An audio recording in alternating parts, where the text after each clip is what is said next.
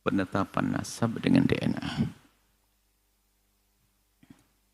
Ketahuilah bahwa Islam sangat jelas. Di dalam menetapkan nasab ada ilmunya. DNA tidak masuk dalam hal ini. Dan justru bahaya sekali kalau sudah orang masuk pembahasan-bahasan seperti ini. Urusan nasab jangan dihubungkan dengan urusan DNA. DNA baru berguna nanti adalah misalnya untuk masalah kejahatan, untuk mencari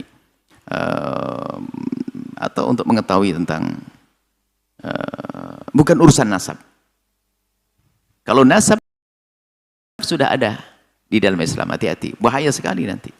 Sebab kalau DNA itu nggak kenal akad nikah, biarpun nggak nikah, DNA bisa saja nyambung, nggak ada pernikahan. Sementara di dalam Islam ada namanya pernikahan yang sah. Jadi untuk dianggap ini keturunannya siapa adalah dengan pernikahan yang sah.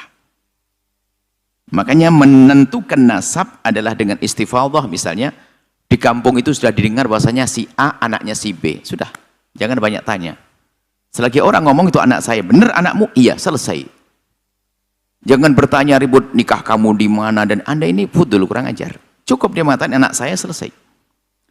Atau pengakuan atau di masyarakat sudah mengatakan oh anaknya fulan. Di kampung Anda sudah tahu bahasa Anda anaknya ibu Anda, sudah tahu semuanya. Itu sudah cukup.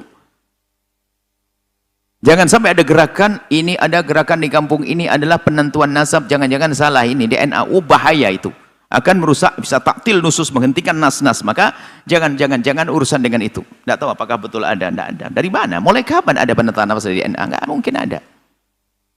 Syariat sudah sangat jelas. Pernikahan yang sah, biarpun itu pernikahan di luar Islam, sebelum orang masuk Islam, pernikahan non-muslim dengan non-muslim diakui nasabnya dalam Islam. Seorang Nasrani dengan Nasrani, pernikahan yang sah menurut agamanya, keturunannya dianggap sah. Jadi dengan pernikahan nanti yang benar. Atau mungkin masalah wati syubhat dan sebagainya, masalah ilhaqun nasab itu karena penyambungan nasab. Yang jelas DNA tidak bisa, dan itu bahaya sekali.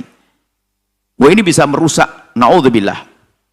Bisa menjadikan orang meninggalkan syariat gara-gara ini. Belum lagi masalah DNA itu sudah kita putus, nggak boleh, nggak ada. Penetapan nasab dengan DNA sudah selesai. Akan tapi kita melihat permasalahan DNA, bisa saja tentang alatnya mungkin tidak akurat atau tidak benar atau rusak dan sebagainya. Kemudian orang yang menanganinya mungkin tidak jujur dan sebagainya. Itu bisa jadi begitu, akan tapi tidak usah sampai ke situ deh. Anggap saja menangani jujur, benar, alatnya paling hebat dan sebagainya, tetap tidak bisa untuk menetapkan nasab. Untuk qarinah tentang untuk satu hal sah, tapi untuk menentukan nasab tidak boleh. Apalagi sampai membatalkan nasab, naudzubillah, qadzaf, membatalkan nasab. Orang ini bapaknya ini dikatakan tidak sah gara-gara DNA. Anda harus mendatangkan siapa bapaknya. Kalau tidak ada dicabut 80 kali. Hati-hati. Jangan main-main DNA. Anda misalnya sudah tentu, Anda anaknya si fulan. Kemudian saya kok iseng, langsung cari DNA. Wah, nggak bener kan DNA? Nggak bisa. Kalau ini bukan bapaknya siapa? Ayo. Kalau kita tidak bisa menentukan, maka saya dicambuk. Hati-hati. Intinya, jangan main-main DNA deh. DNA adalah masalah penemuan-penemuan baru, tapi bukan untuk menentukan nasab. Hei hamba Allah, jangan bikin gaduh malah dalam umat. Kalau DNA ini diterapkan, wah ini heboh semuanya. Sementara lihat di dalam Islam itu ada tentang saksi dalam urusan kejahatan, perzinahan, 4 saksi, banyak hal, macam-macam. Jadi harus hati-hati penentuan. Menafikan nasab pun dalam Islam harus hati-hati. Nggak gampang menafikan nasab. Dalam urusan li'an misalnya, menafikan nasab hati-hati. Menentukan nasab adalah ada rambu-rambunya. Maka ingat, kalau sudah kita yakini bahasanya orang itu nasabnya sambung, sudah, Anda jangan banyak tanya. Jangan Anda meragukan. Kalau Anda meragukan, Anda menuduh dia berzina. Naudzubillah. Nuduh orang berzina adalah dosa. Ya, mohon maafin, saya tidak tahu apakah betul masalah DNA. Dari mana masalah DNA? Ini aneh sekali, nggak masuk pembahasan para ulama, nggak akan membahas masalah itu sebagai penetapan nasab. Tidak akan ada. Karena apa? Bukan begitu cara menetapkan nasab. Bahkan itu kalau diterapkan malah membahayakan. Sehingga besok bisa gerakan di kampung ini adalah tes DNA. Waduh, orang deg-degan. Biarpun yang nikahnya benar, nggak ada masalah, pasti deg-degan. Dan bukan begitu Islam. Hati-hati ya, mohon maaf lah. Nggak mungkin, saya tidak percaya. Mungkin Anda salah. Nah, mana ada penentuan nasab dengan DNA? Mana? Nggak ada itu semuanya. Penentuan nasab adalah dengan istifadhah. Kalau sudah di kampung itu anaknya dia,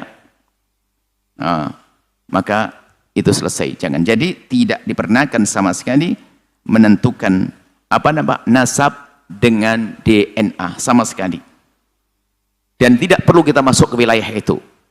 Baik untuk membuktikan hanya sekedar coba-coba. Karena kalau sekedar coba-coba, kalau giliran salah, maka kita akan suudzon kepada bapaknya sendiri. Na'udzubillah. Dan jangan berkata tidak mungkin salah. Oh tidak. Masa mungkin salah. Sementara dalam Islam sudah sangat jelas ya. Mohon maaf ya, jangan main-main urusan itu loh, nggak ada lah. Nggak akan ada dibahas masalah ini. Semoga Allah menjaga kita pada sesama tetap indah, husnudzon. Jangan sampai kita duga tetangga kita zina, itu kan zina, DNA-nya nggak cocok, itu zina, na'udzubillah. Bahkan rancuh dunia ini dengan hal yang semacam itu. Cukup syariat Islam adalah indah, menjaga semuanya, insya Allah.